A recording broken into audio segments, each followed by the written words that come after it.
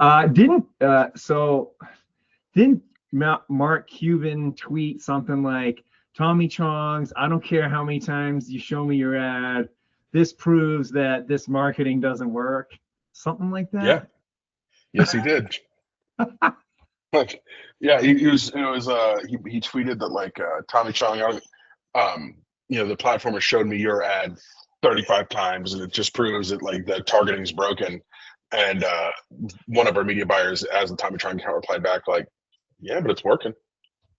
Yeah. Like, um, yeah, no, it's funny. He was at actually a trade conference with my partner Brandon, one of the Benzinga shows, I think, and Brandon was wearing his Cheech and Chong shirt because to all trade events he wears his Cheech and Chong gear. And literally, like they crossed each other going up a flight of stairs. And Mark Cuban goes, "You?" He goes, "Yeah, I'm running the ads." I remember that. And I was like, well, no, they actually do work very well. Yeah, I've got the numbers to prove it. Yeah. Yeah. So you guys been using this for a while, but go back in your hmm time machine. What problem did Tommy Chong's have? And then what did you try to do to solve it, first, or how did it come about? Yeah. So ultimately, the problem we've had, and so like Tommy Chung's is the name of the account because we've actually been with you guys so long that back then we were Tommy Chung CBD. We are Cheech and Chong Global now because the brands have re-merged and we're all one big company. But the biggest problem we had when we started was the ad compliance path. We couldn't really advertise in most traditional outlets, right? Like Meta was completely off limits to us for a long time.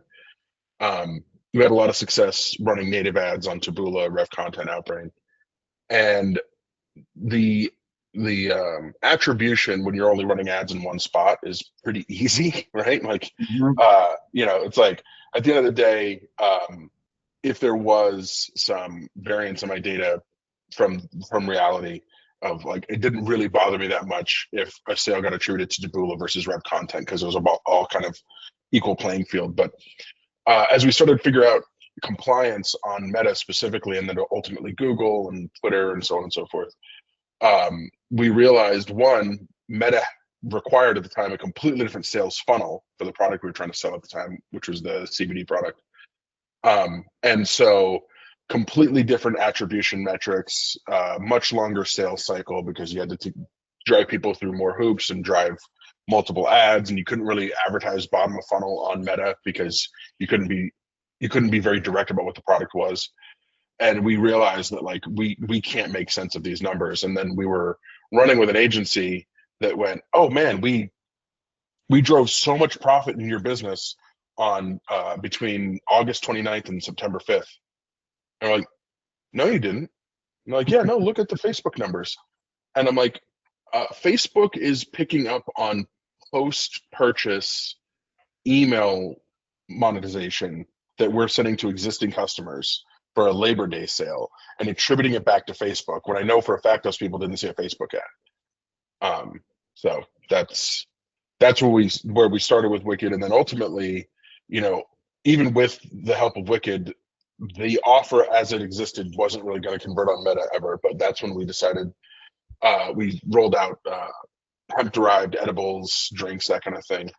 Um, and with that, Wicked was really able to help us, drive to basically a break even or better acquisition on the front end. With I mean, the scale at this point is pretty substantial. So Yeah, that's the dream. If you can break even on acquisition, then the second sale's all yeah, upside.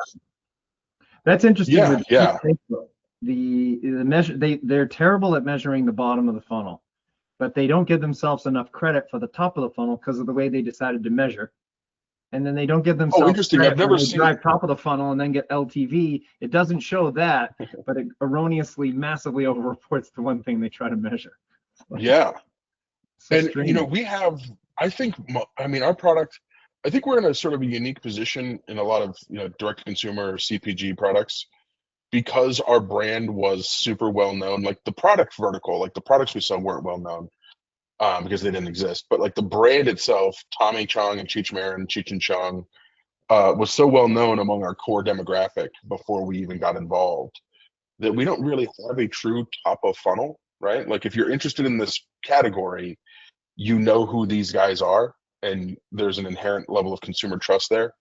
Mm-hmm. Um, and so we've never really noticed we've never really noticed true top of funnel attribution, positive or negative, because our sales cycle tends to be really, really short, right? Like if you look at our account right now, on average, you know, of people who end up becoming customers, they've clicked on, 1.5 ads, and their time to purchase from first impression or from first click anyway to sale on average is less than 24 hours. Yeah.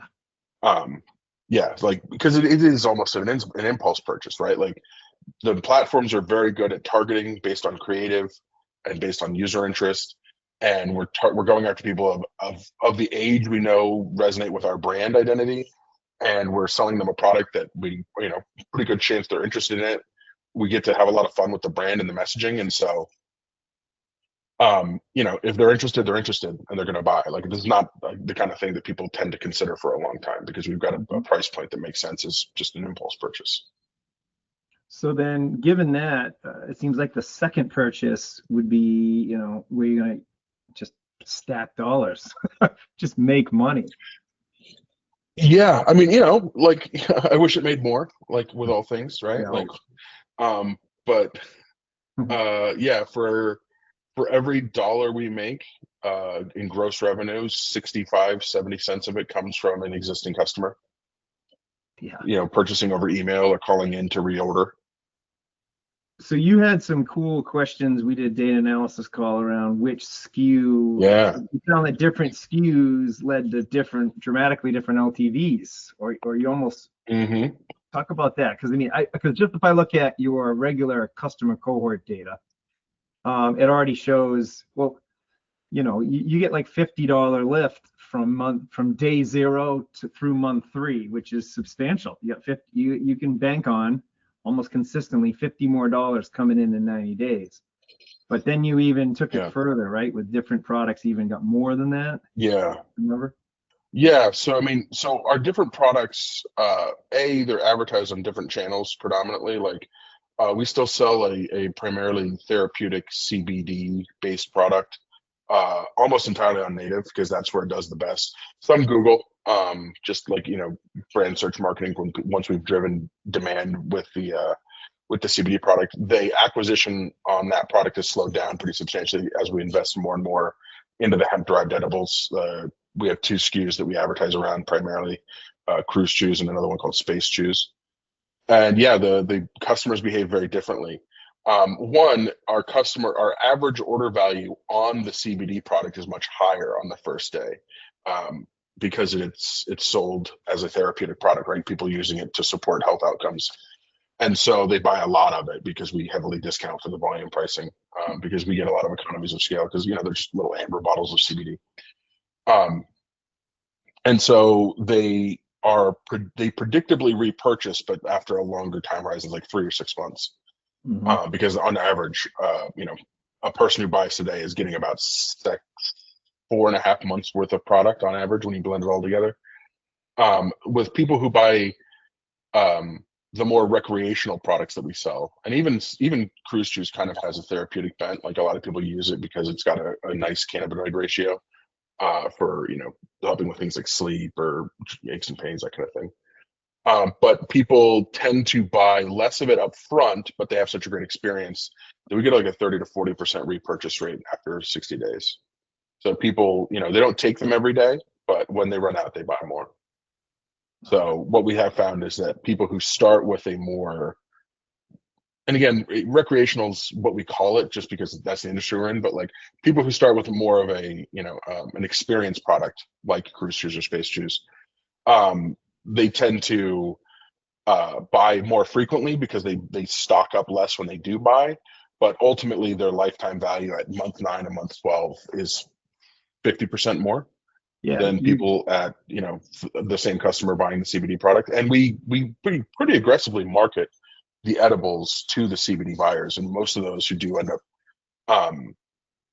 doing well for us and spending a lot of money with the brand are the ones who escalate to the edible products. Yeah, because when you had when we put that feature in to say, hey, let's just look at new customers that purchased a specific SKU. Specifically the cruise chews, yeah. The Our average additional lifetime revenue customer was value went almost, from 240 to like 350. yeah, yeah, Yeah. it's substantial. So you know you got another $100 coming in about 6 months. That gives you a lot. And then if Yeah. you're already breaking even on the front end, that's $100. You keep stacking Yeah. up those months. That's nice. It's some good work. So that shows that you Yeah, got to it's where all the profit comes from, for You can't sure. just keep jamming in the same offer. You got to try a new one, and then it's a nice data-driven tweak to your acquisition. So I like that. Yeah. Yeah, no, that was huge for us. And that allowed us to really open up what we were able to spend. So like at the time you pulled that report for us, I think we were spending we'd recently gotten a downturn in our meta spend. We'd gotten just a mix up in one of our meta accounts. And so we had come down from about 15,000 a day down to about 3 or 4. And it wasn't especially profitable, but it was working. And then you pulled that report for us, and we realized that okay, no, if we make this change across the board, we can really support slightly higher CPAs than we thought Yep. we were able to. And with that, I mean, spend grew from, like I said, maybe 4,000 a day back up to about 30 as of this week. Yeah. So then, yep. And then, I want to talk about two channels that you guys are kind of unique with this stuff here. So Twitter, I mean, a couple $100,000 there, but you know what else? It's driving a lot of I don't know if you've used this new vid. So it really is working as your top. I haven't seen that actually. So this is a new feature we just Interesting. in here about a month and a half ago. So what I did was I just filtered on Twitter. I created a save view. You can come in here and click on Twitter. So you have your different Awesome. views. So what was pretty awesome was you're getting new customers, and then you got the repeat off Twitter. So I mean, even though people are coming in and clicking on the ads to buy because that's where they found you at, but then also per campaign, we look at the new visit percentage. So what we're doing is we're saying, hey, we see this click, we see the IP, we got other ways of identifying people. If we know for sure that this is the first time they ever showed up, give them a new visit. And these are driving not only substantial revenue, substantial sales, but there's tons of new customers, but also new visitors. So then if this means they come in and visit here, then they might close even somewhere else. But if you can get up close to 50% new visit and you can make some money doing it, that's a massive so you have top of the funnel, you weren't even worrying about it. That's awesome. Killing it. So that's Twitter's awesome. been a really great partner, or X, I guess we're gonna call them now. Yeah, but X has been a really, really solid partner for us ever since they opened up cannabis as a category.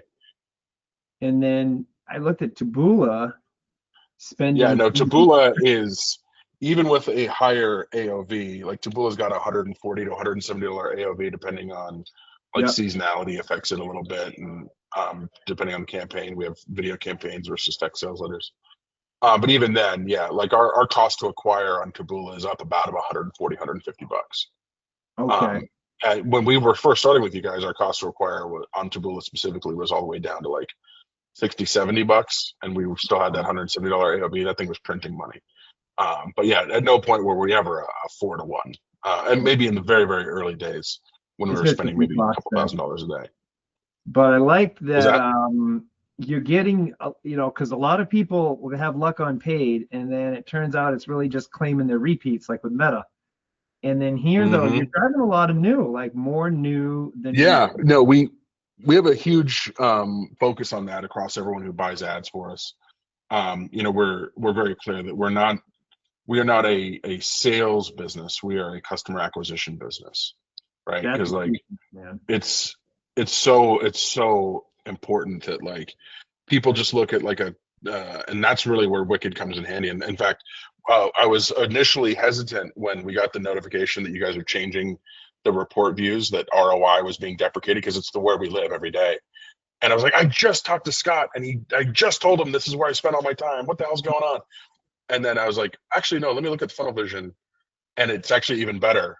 Like it pulls the data that we used to have to calculate for, which is nice. But yeah, like we live in that funnel vision report on the daily basis, because it's like, yeah, you think you're hot shit, because a lot of people don't even like the fact that we focus on a last click basis, but because we're running on so many different channels, and most channels are just competing for that bottom of funnel last click, we want to see who's the most efficient in terms of cash flow. Maybe that's not the way everyone else does it, or even the best way to do it, but it's been working. But a lot of people are like, it's not really fair to judge me on a last click basis. I'm like, well, the channels that work are the channels that work, and it's not like it's a short term thing where it's like, well, we're running ourselves into the ground by only looking at last click, and if we look at a longer time horizon, suddenly we realize we're actually optimizing ourselves into the dirt. Like, we're looking at last click and managing to scale spend and acquisition. But what's your business health metric you use then? Is it just NCAC or? Yeah, NCAC So is our guiding light for sure. That's awesome. Now, have you tried any of the automated? I don't think you guys have any of the rules or the views set up yet either, because we set these up so I that don't think so. No. You can automate so that the NCAC, you can set a range where it's like spend the same, and then if it's lower, you want to spend more and get alerted. If it's above it, you need to fix something. So we can monitor that for you. I mean, you guys have your own routine already. It seems like you kind of use that routine. Is that the routine you use? You go and you look at NCACs and then make adjustments at a campaign Yeah, we look at level? NCAC basically daily and weekly. Yeah.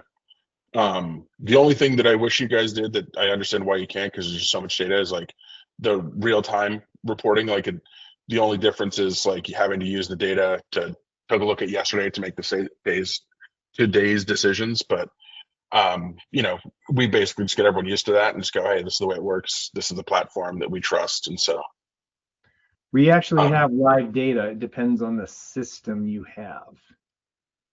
Yeah, I think it's the sync with Sticky that's the problem. Yes, we don't have it with Sticky. Yeah. Shoot. Yeah. It's Sticky.io is starting to become a real thorn in my paw. We like the platform overall. We've been using it for literally decades at this point across multiple different businesses, and all in the marketing industry. And so we've just gotten very used to their interface. We've gotten for the most part, they've got integrations with most of like the logistics platforms that we use for shipping logistics and all that stuff.